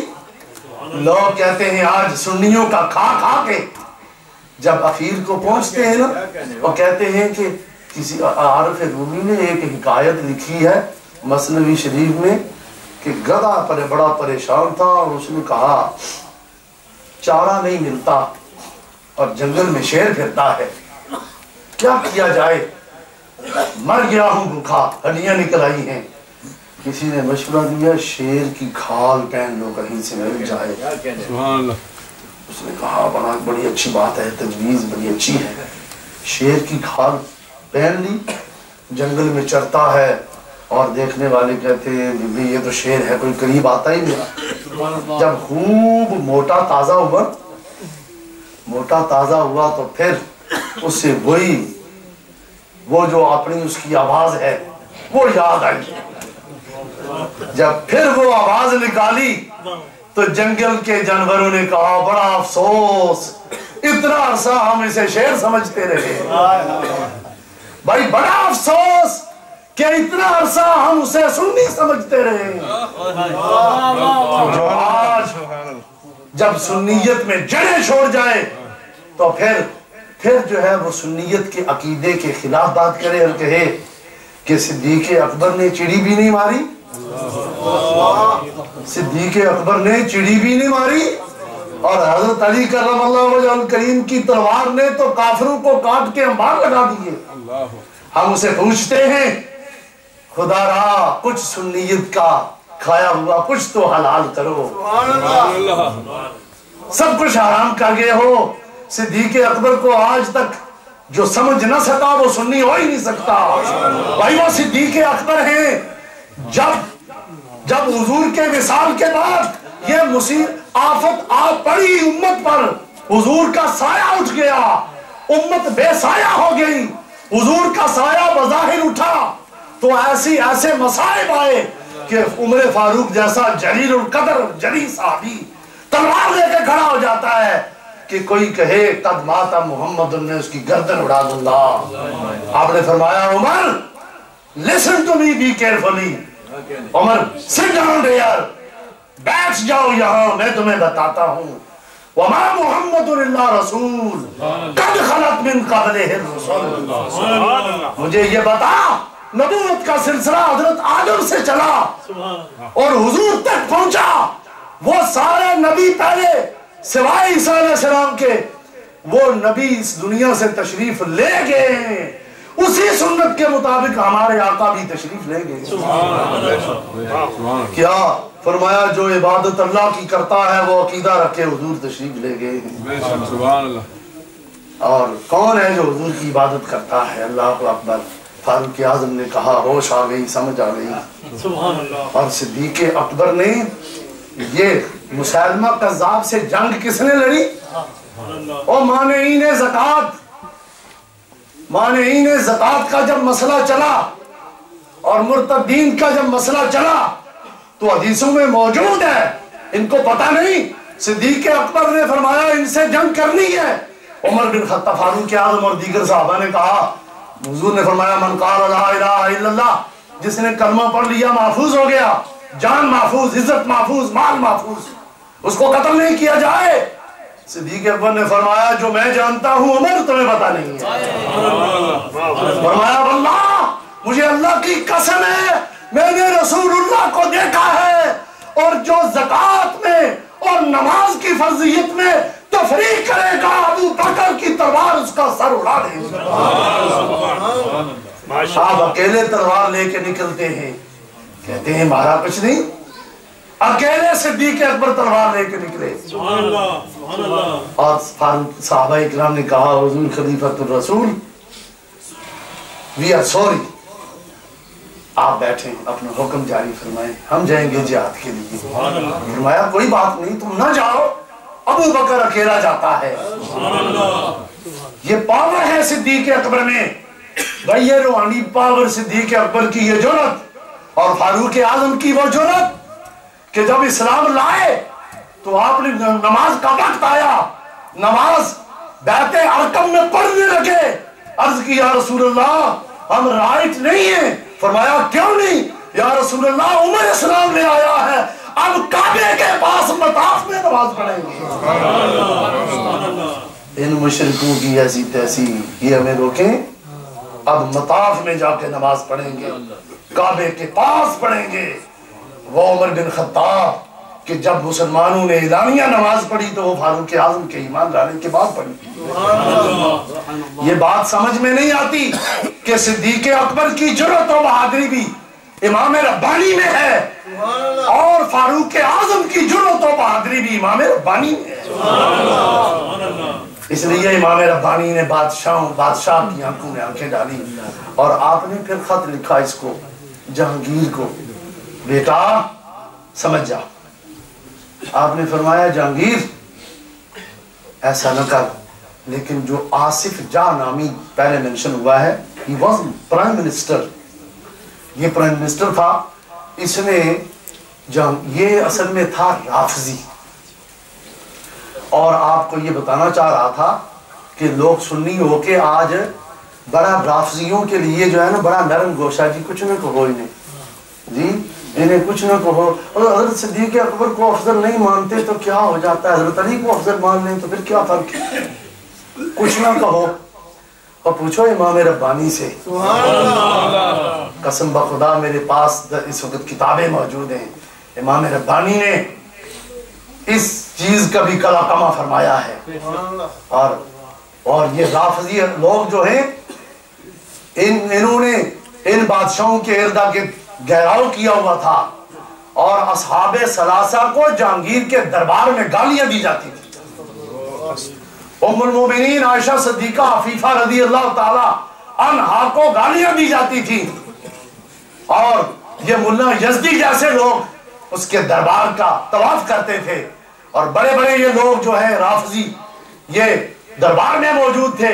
امام ربانی نے ایک رسالہ لکھا، یاد رکھیں پہلا رسالہ امام ربانی نے اس بات نبوت پر لکھا جب فیضی اور ابو الفضل کے رد میں کہ اس نے کہا حضور کی نبوت کا ثبوت کیا ہے، آپ نے پھر رسالہ لکھا اس بات نبوت. ہاں اس بات نبوت مادر ذات ولی اللہ ہے، مدرسے میں جا کے پڑھے ہیں، اب آ کے فتوے جاری کرتے ہیں. اس بات نبوت پہلا رسالہ لکھا اور پھر آپ نے رسالہ رد رفضہ لکھا. آپ حضرات یہ پیغام لے کے جائیں. اعلیٰ حضرت نے حضرت مجدد الفسانی رضی اللہ تعالیٰ عنہ نے تجدیدی کارناموں میں رافضیت کا رد باقاعدہ موجود ہے، یہ آپ کا تجدیدی کارنامہ ہے۔ اور میں ذمہ داری سے عرض کرتا ہوں، امام ربانی کی بارگاہ میں ریکویسٹ بھیجی گئی ماوراء النہر کے علماء نے کہ جو علوم و فنون کا مرکز تھا کہ حضرت جی آپ رسالہ لکھیں اس کے رد میں، تو حضرت نے رسالہ لکھ کے بھیجا، اور پھر یہ آگے لمبی داستان ہے۔ پھر کیا ہوا، اس رسالے کا جواب ایران کے ملا بھی نہ دے سکے، اور کوئی نہ دے سکا رافضی اس کا جواب۔ وہ ایسا مسکت اور مضبوط رسالہ ہے، اور ان رافضیوں کے پیٹ میں یہ بھی مروڑ تھا کہ انہوں نے رافضیت کا رد کیا ہے۔ اس آصف جاہ یہ شیعہ تھا اور رافضی تھا، اس نے پھر یہ کہا بادشاہ کو کہ کان بھرے بادشاہ کے کہ ایسا کرو کہ یہ دیکھو آپ کو سجدہ کیا جاتا ہے، کیا جانا چاہیے، آپ بادشاہ ہیں، you are king of this state, تو آپ بلائیں ہاں شیخ سرہندی کو، شیخ احمد سرہندی کو بلاؤ اور سجدہ کرواؤ۔ وہ چاہ رہا تھا کہ وہ سجدہ کریں تاکہ ان کا مذہب ختم ہو جائے۔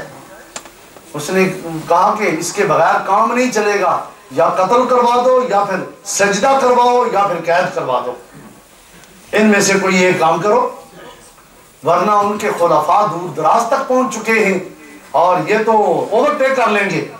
اس وقت بادشاہ اس کی باتوں میں آ کے خط بھیجا امام ربانی کو۔ اب آپ توجہ رکھیں، ذہن حاضر رکھیں، امام ربانی کو خط بھیجا جس طرح کوفیوں نے امام حسین کو خطوط بھیجے، کوفیوں نے امام حسین کو خطوط بھیجے تھے، امام ربانی کو وقت کا بادشاہ خط بھیج رہا ہے، کہتا ہے آپ ہمارے دربار میں تشریف لائے، ہم آپ کی کچھ خدمت تواضع کرنا چاہتے ہیں۔ امام ربانی سمجھ گئے اور فراست سے سمجھے، اور مورخین لکھتے ہیں امام ربانی کی جرأت کا دیکھو، مجدد نے فقط قلم سے تجدید نہیں کی بند کمرے میں بیٹھ کے، اب مجدد پھر دربار بادشاہ میں تشریف لے جاتے ہیں۔ آپ نے تیاری فرمائی، آل خانہ کو فرمایا تم فلاں فلاں جگہ چلے جاؤ، اور فرمایا یہ بھی یاد رکھو میں دیکھ رہا ہوں 1 سال مجھ پر مشکل ہے، اور یہ دین کی خاطر میں نے مشکل برداشت کرنی ہے۔ بات یہ ہو رہی تھی کہ امام ربانی نے ذرا دیر سے کیوں یہ سلسلہ شروع فرمایا؟ ہم پوچھتے ہیں رسول اللہ صلی اللہ علیہ وسلم نے 40 سال کے بعد کیوں شروع فرمایا؟ رسول اللہ پہلے رسول اللہ نہیں تھے؟ ہمارا تو عقیدہ ہے حضور تو حضرت آدم علیہ السلام سے پہلے کے نبی ہیں، حضور نے 40 سال کے بعد کیوں بھائی تبلیغ شروع فرمائی؟ کہنا پڑے گا اللہ نے حکم فرمایا اب تبلیغ شروع کرو۔ امام ربانی بھی الہام الہی سے چلتے تھے، نبی پر وحی آتی ہے اور ولی پر الہام، ولی کو الہام ہوتا ہے۔ امام ربانی الہام کی روشنی میں چل رہے تھے، تاریخ میں محفوظ ہے۔ امام ربانی نے خطاب فرمایا بادشاہ کے دربار میں جا رہا ہوں اور 1 سال مشکل ہے، اور اہل خانہ کو فرمایا صاحبزادوں کو گھبرانا نہیں، اہل خانہ پریشان نہیں ہونا، میں خیریت سے سال کے بعد ملوں گا تمہیں۔ یہ تو پہلے غیب کی خبر دے رہے ہیں، لوگ حضور کے غیب پر اعتراض کرتے ہیں۔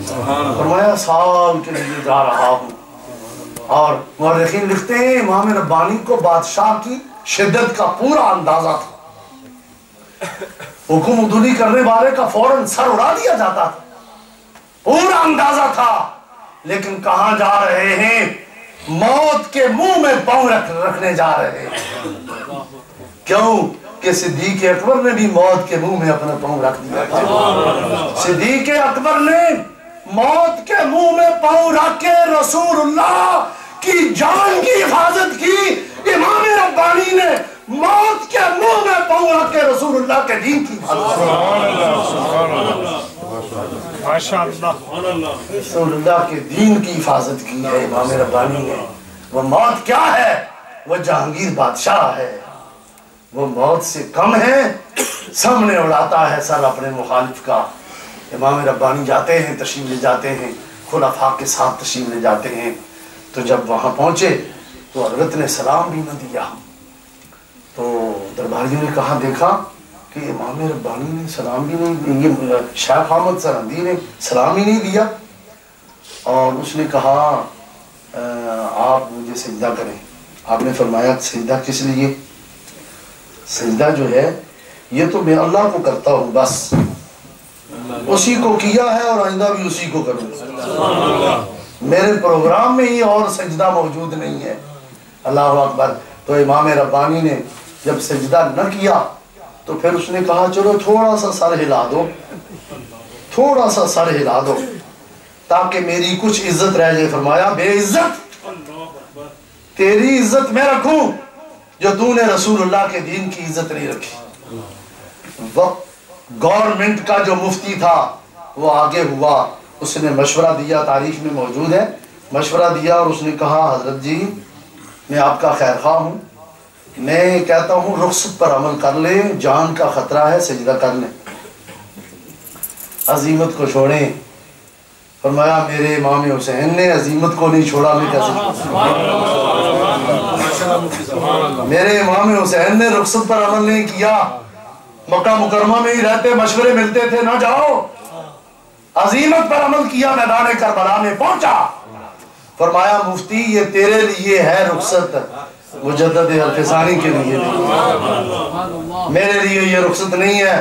فرمایا نہیں سجدہ کروں گا، کہہ دیا نہیں کرتا سجدہ. اللہ اکبر. پھر آپ کو قید خانے میں بھیج دیا گیا. اب ہم آخر کی طرف جا رہے ہیں.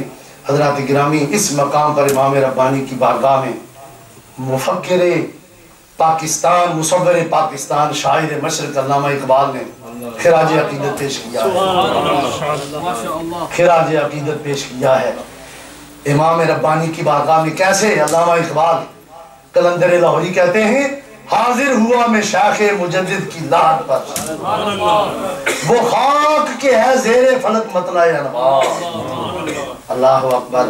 کہ یہاں نور کے چشمے پھوٹتے ہیں امام ربانی کے مزار سے. اور آج بھی فیض لینے والا جائے تو امام ربانی کے مزار سے فیض ملے گا. لیکن ذرا دل صاف کر کے جا، عقیدہ درست کر کے جا. اس خاک کے ذروں سے ہیں شرمندہ ستارے. اقبال کہتا ہے اللہ مجدد الفسانی کے مزار کی خاک کے ذروں کا کیا مقام ہے. اس خاک کے ذروں سے ہیں شرمندہ ستارے، اس خاک میں ہے پوشیدہ وہ صاحب اسرار. گردن نہ جھکی جس کی جہانگیر کے آگے، جس کے نفس گرم سے ہے گرمی حرار. اقبال نے بھی یہ لفظ کہہ کے خراج عقیدت پیش کیا اور کہتا ہے وہ ہند میں سرمایہ ملت کا نگہباں، وہ ہند میں سرمایہ ملت کا نگہباں، اللہ نے بر وقت کیا جس کو خبردار. اور اقبال بھی سمجھتا ہے امام ربانی کی تجدید الفسانی الہامی ہے. اور نہیں سمجھے، نہیں سمجھے. اقبال کیا راز کی بات کر گیا ہے. اقبال بھی کہہ گیا ہے اللہ نے بر وقت کیا جس کو خبردار. بتایا امام ربانی کا اقدام تجدید یہ اللہ کی طرف سے الہامی تھا، اللہ کی طرف سے الہامی تھا. یہ فقط کوئی ایسی ظاہری کاوش نہیں تھی. آپ نے دیکھا امام ربانی کی جرأت، دو بادشاہوں کے درمیان آنے والے نے اس طرح دین کو زندہ کیا. مختصر کر کے ختم کرتا ہوں کہ پھر آخر حضرت سال بھر آپ جیل میں رہے اور آپ کے مریدوں کو جوش آ گیا، مرید جذبات میں آ گئے. انہوں نے کہا ہم ایسا کرتے ہیں، ہم اس زمین کو طے و بالا کرتے ہیں. مرید صاحب نے فرمایا آرام سے رہو، میں تمہارے ساتھ ہوں، تم مجھ سے آگے جا رہے ہو، ذرا آرام سے رہو. فرمایا ذرا آرام سے رہو، مصائب ابھی اٹھانی ہیں، ابھی دین رسول اللہ کے لیے تکلیفیں برداشت کرنی ہیں. سال بھر جیل میں مشقت تکالیف میں رہے اور سال کے بعد امام ربانی نے اپنی روحانی طاقت کا مظاہرہ فرمایا. فرمایا اب وقت آیا ہے کرامت کے اظہار کا. امام ربانی نے کرامت ظاہر فرمائی اور جہانگیر سری نگر میں موجود تھا، کشمیر میں. اور لکھتے ہیں دربار لگا ہے اور اچانک دیکھتا ہے کہ شیخ سرہندی تشریف لائے. کہتا ہے شیخ سرہندی آ رہے ہیں. درباری کہتے ہیں ہمیں تو نظر نہیں آتے. اس نے کہا مجھے نظر آ رہے ہیں. جب قریب پہنچے درباریوں نے بھی دیکھے اور آپ نے अपनी उस दस्ते करामत को उसके तख्त के नीचे रख के उस कुव्वत करामत से उसको पलटा कि वो जमीन पर गिरा, और वो जमीन पर जैसे गिरा मुजद्दिद अल्फसानी गायब हो गए। उस गिरने की वजह से कई बीमारियों में मुब्तला रहा। आखिर उसने इमाम रब्बानी को माफ़ी की दरख्वास्त की। आपने फरमाया कि मैं माफ़ी तुझे देता हूँ। कहता है आप बाहर तशरीफ लाए। फरमाया मुजद्दिद अल्फसानी ऐसे ही बाहर थोड़ा आएगा, हम कोई ज़मीर फरोश लीडरों की तरह है जो पब्लिक को इकट्ठा करके छोटे बड़े बूढ़े जवान बच्चे मासूम खवातीन और फिर थोड़ी सी बात पर ऐसे ही बात करके सबको यू कैन गो कुछ भी हासिल ना हुआ। वो इनकलाब लाना चाहते हो तो फिर यूं न करो, इमाम रब्बानी के गुलाम बनो और अपने अंदर वो ताकत पैदा करो कि तुम्हारा खत जाए, लोगों की दिल की दुनिया बदल जाए। इनकलाब लाना है तो इमाम रब्बानी से सीखो, इमाम रब्बानी की सीरत पढ़ो। इमाम रब्बानी ने ये नहीं कहा मार दो, उड़ा दो, पथराव कर दो, तोड़ दो, बादशाह के महल को गिरा दो, बादशाह की कुर्सी को छीन लो, हुकूमत अपने कब्जे में ले लो। नहीं, साल भर इमाम रब्बानी कैद बंद में रहे और खुलफा को फरमाते रहे खबरदार कोई बादशाह की तरफ जाए, मैं सब कुछ समझ रहा हूं। आखिर वो वक्त आया, करामत जब दिखाई, उसने फिर वो अरीजा भेजा, अपना एलची भेजा। हजरत बाहर तशरीफ ने फरमाया मेरी शर्तें हैं, शर्तें वो मान और फिर मैं बाहर आता हूँ। वो 7 शर्तें किताबों में मौजूद हैं। इमाम रब्बानी ने फरमाया पहली मेरी शर्त यह है, ऐलान कर गवर्नमेंट की सतह पर कि आज के बाद पूरे हिंदुस्तान मेरी ममलकत जहां तक है कोई शख्स मुझे सजदा नहीं कर सकता, हराम है, ये नाजायज है और मैं सजदा कराना ममनू समझता हूँ, इसका ऐलान कर। और दूसरा फरमाया हिंदुस्तान में जहां भी मस्जिदें गिराई गई हैं असर नौ उसी जगह मस्जिद तामीर कराई। दरबार में भी मस्जिद अपने वहां तामीर करवा, मस्जिद दरबार में मुसलमान आके नमाज पढ़े। और फरमाया पूरी हुकूमत ममलकत का निजाम पूरा इस्लामी बना दे, यहाँ काजी और मुफ्ती मुहतसिब और ये जितने अरकान ममलकत हैं सब सही अकीदा लोगों को लाया जाए। याद रखें इमाम अल मुजद्दिद अल्फसानी के मकतूबात पढ़े ना, आज लोग सुन्नी कहने से डरते हैं, सुन्नी ना कहना जी पता नहीं क्या हो जाएगा। इमाम रब्बानी जब मकतूब लिखते हैं तो आले सुन्नत के अकीदे को बालादस्ती फरमाते हैं, सही अकीदा आले सुन्नत वल जमात का है और फरमाते हैं फिरका नाजिया आले सुन्नत वल जमात है। और आपने रद्दे रिफ्जा रिसाला लिखा, राफजियों का रद्द किया और हमारे बुजुर्गों का ये तरीका है, इसलिए मज़ाहिब बातिला का रद्द करना और उनके साथ हमारी कोई सुलह नहीं हो सकती। इमाम रब्बानी मुजद्दिद अल्फसानी रज़ी अल्लाह ताला अन्हो, वहां आपने फरमाया दूसरा ये है इस्लामी कानून भी आ जाए, ये भी नाफिज कर पूरे मुल्क में। और आपने फरमाया कि गाय ज़बह कर और अपने हाथ से ज़बह कर। तुमने पाबंदी लगा रखी है, हराम है ज़बह करनी गाय, मेरे अल्लाह ने जिसको हलाल किया है तू कौन है हराम करने वाला? मुहर्रिम अल्लाह और अल्लाह का रसूल है, तू नहीं है। इसको ज़बह कर अपने हाथ से और पूरे हिंदुस्तान में तेरी हुकूमत में हर गांव और कस्बे में ये ऐलान करा दे कि वहां गाय ज़बह की जाए। और फरमाया सारे कैदियों को रिहा किया जाए, बिदात सारी खत्म की जाए। अल्लाह अकबर। इमाम रब्बानी बाहर तशरीफ लाते हैं और जहांगीर बादशाह इमाम रब्बानी के हाथ में हाथ दे के मुरीद भी होता है। क्या तजदीद है इमाम रब्बानी की, तौबा हुई और इस्लामी कानून आया। और आपको पता है फिर उसके बाद शाहजहां बादशाह बना, उसका दौर भी बड़ा अच्छा है। और अल्लामा अब्दुल हकीम सियालकोटी रहमतुल्लाह अलैह को कई बार सोने से शाहजहां ने तोला है, उलमा का इतना कदरदान। और फिर इसका बेटा औरंगजेब आलमगीर इमाम रब्बानी के साहबजादे का मुरीद होता है।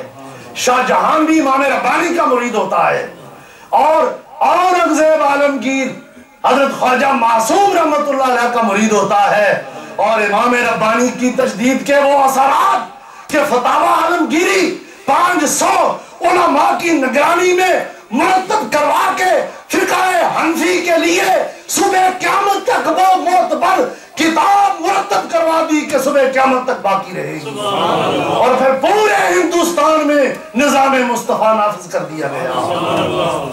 کیا اورنگزیب عالمگیر جو اپنے زمانے کا ولی اللہ گزرا ہے، اللہ اکبر، امام ربانی مجدد الف ثانی شاہ کامل فاروقی سرہندی رضی اللہ تعالیٰ عنہ کے کا فیض وہ صرف ہندوستان تک نہیں، وہ پوری دنیا میں ہے۔ آخری جملے حضرات گرامی آپ حضرات کی خدمت میں بڑی عرض کر رہا ہوں، اس کو توجہ سے صرف سنیں، علماء کے لیے بھی اور عوام کے لیے بھی۔ دیکھیں یہ کتاب ہے قرآن و توحید اور علم کلام، یہ کتاب ہم نے کل ٹی وی پہ پروگرام کیا یہی، اور ہم نے وہاں اس کا صرف نام لیا تھا، دکھانا چاہتے بھی نہیں تھے۔ دیکھیں یہ آپ کے برمنگھم کے اندر مولوی صاحب ہے، اور اس نے یہ کتاب لکھی ہے قرآن توحید اور علم کلام، اور اس کے اندر اس نے کیا مقصد کیا ہے یاد رکھیں، میں آپ کو ایک ہی بتا دوں، یہ شخص حلولی ہے، میں جو بات عرض کر رہا ہوں میں مناظرے کے لیے بھی تیار ہوں، یہ بات یاد رکھیں، ہم یہ نہیں کہ بات کر کے ہم بھاگ جائیں گے۔ یہ شخص حلولی ہے اور وحدت الوجود کے نظریے کو اپنی طرف سے پیش کرتا ہے۔ یہ ہے مولوی عبد الرحمن لکھنوی کا پوتا مرید کے پڑپوتا مرید، اس کا دادا یا پردادا پیر ہے مولوی عبد الرحمن لکھنوی، علماء جانتے ہیں۔ مولوی عبد الرحمن لکھنوی نے کتاب لکھی ہے تصوف میں، اس کے اندر وہی حلول والا مسئلہ اس نے امت کے سامنے پیش رکھا کیا ہے۔ یہ آپ کی سمجھ سے اوپر ہے، صرف آپ کو ذرا مسئلے کی نزاکت کی بنا پر عرض کر رہا ہوں کہ اس کا رد شاہ عبدالعزیز محدث دہلوی نے لکھا، اس کے دادا پردادا پیر کا رد پیر میر علی شاہ عارف گولڑی نے لکھا، رضی اللہ تعالیٰ، میرے پاس موجود ہے کلمۃ الحق، اس کا رد لکھا حضرت پیر عارف گولڑا اہل سنت کے پیر میر علی شاہ عارف گولڑی رحمت اللہ علیہ نے، آپ نے اس کا رد لکھا، اور اس میں آپ نے یہ فرمایا کہ اس نے جو کچھ لکھا ہے یہ نہ وحدت الوجود والوں کا مسئلہ ہے، نہ یہ وحدت الشہود والوں کا ہے، نہ یہ سلف کا ہے، نہ یہ خلف کا ہے۔ آپ نے فرمایا یہ کسی کا نہیں ہے، یہ گمراہ ہے، گمراہ کن کتاب ہے، اس کا یہ پڑپوتا مرید ہے، اور اس نے یہ کتاب لکھی ہے، اس میں یہ وہی مسئلہ اس نے بیان کیا، اور اس میں اس نے کیا کیا ہے، امام ربانی رضی اللہ تعالیٰ عنہ کو ابو جال کہا ہے۔ امام ربانی مجدد الف ثانی کو اس نے مرزا غلام احمد قادیانی کے ساتھ ملایا ہے، اور اس کے اندر اس نے امام ربانی کے نظریہ وحدت الشہود کو یہ کہا، اس نے کہا کہ دیکھو کہ توحید کی میں طہور میں مجدد بھی کہتا ہے، اللہ دشمن سے کہلواتا بھی ہے، مجدد بھی کہتا ہے مجدد صاحب نے توحید کی میں طہور میں پاک شراب میں جو توحید کی ہے اس میں نجاست ملا دی، کتاب میرے پاس ہے، حوالہ ہے، ثبوت ہے، نجاست ملا دی ہے۔ اس نے کتنا بڑا یہ کفر کیا ہے، یہ توحید کی توہین کی جی، توحید کی، اور وہ وحدت الشہود کا مسئلہ بالکل شریعت کے مطابق ہے، یہ شریعت کی توہین۔ اور پھر اس آگے جو خاص اور میں عرض کر دوں کہ کوئی کہہ سکتا ہے چلو جی مجدد الوثانی کے ساتھ اس نے اختلاف کیا ہے، لیکن اختلاف کرنا اور بات ہے، توہین کرنی اس نے توہین کی ہے۔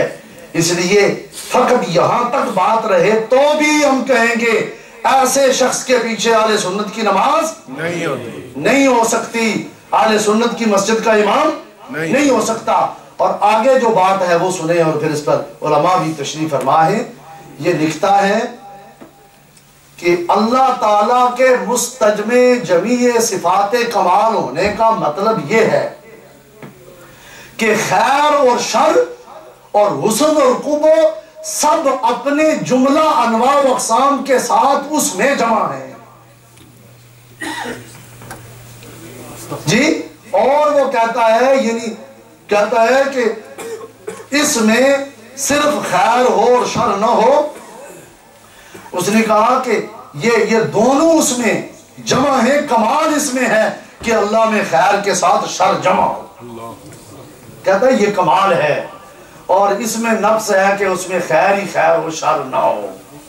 اب آپ دیکھیں علماء تشریف فرما ہے کہ یہ کہنا کہ اللہ میں شر موجود ہے, اللہ خالق کے شر ہے, اللہ خالق کے شر ہے, پوری کائنات کا خالق ہے, لیکن اللہ میں شر نہیں. اللہ شر سے متصف, اس کی ساری صفات کمال ہیں, ساری صفات کمال ہیں. اور اگر نقص اس کے بارے میں اللہ کے متعلق وہم بھی کیا جائے تو بندہ کافر ہو جاتا ہے, دائرہ اسلام سے خارج ہو جاتا ہے. اور پھر ایک جملہ اور بھی اس نے بولا جو مفتی صاحب کی موجودگی میں چاہ رہا تھا کہ یہ بھی عرض کر دیا جائے کہ اس نے خلق کا لفظ اللہ کی ذات پر بولا ہے. اس نے کہا وہی حق ہے اور وہی خلق ہے, یعنی خلق بمعنی مخلوق مصدر آتا ہے جی, یعنی خالق بھی وہی ہے مخلوق بھی وہی ہے جی. تو یہ صراحتاً کفر ہے, اور آج کے اس مجمع میں میں یہ کر رہا ہوں, اس کی بار کتاب اور بھی کفریات ہیں, کفریات پر شامل ہیں, اور ایسے شخص کے پیچھے نماز نہیں ہو سکتی اور فوراً اس کو برطرف کیا جائے. اور اس کے ساتھ ساتھ یہ ہے کہ وہ اس سے رجوع کرے, اگر رجوع اور توبہ نہیں کرتا اعلانیہ تو پھر اس کے لیے فتوی کفر آ سکتا ہے, فتوی کفر آئے گا پھر, اور علماء کی تصدیق سے آئے گا. اور یہ آپ سمجھ گئے ہیں کہ وہ کون, وہ مولانا مولوی صفی احمد. آپ بات سمجھ آ گئی؟ اللہ تعالیٰ فضل فرمائے اور اللہ تعالیٰ ہمیں مسلک حق اہل سنت والجماعت پر قائم رکھے. حضور امام ربانی کے ساتھ اللہ کامل محبت کی توفیق عطا فرمائے. وآخر دعوانا الحمدللہ رب العالمین.